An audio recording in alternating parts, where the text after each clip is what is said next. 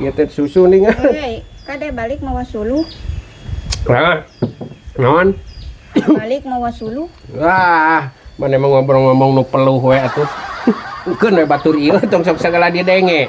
Matak sok ulah sok riwang riung jeung babaturan oge kitu teh sok silih omongkeun salaki. Pantes nu hiji peluh ngomongkeun teh nu hiji heuras. Rame we bakal ka dituna teh. Lain ngomongkeun anu perlu. Engke balik mawa sulu ka imah. Oh, lemah. Oh, pantes ai lemah mah tuh da geus bakal lemah. Lemah anu kitu mah sia. Eta teh kudu diikhtiaran bejakeun daripada diomong-omong ka batur mah. Lain ngomong-ngomong nu perlu. Engke mawa sulu. Balik ek merun seuneu kana ngercai pan sok hayang bandrek. Oh, dipek-prek. Aya diubaran dipek-preknya. Asa kacipta nya euy. Keur mah leuleus dipek-prek da mal jadi heuras meureunnan. Kalau begitu pugu nyarita teh.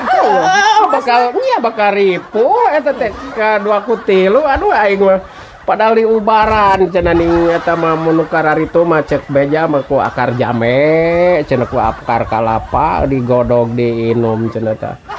Cek logika mah cek urang mah nu hade mah ku akar jame teh da lain digodog dibeungkeut bakal heuras.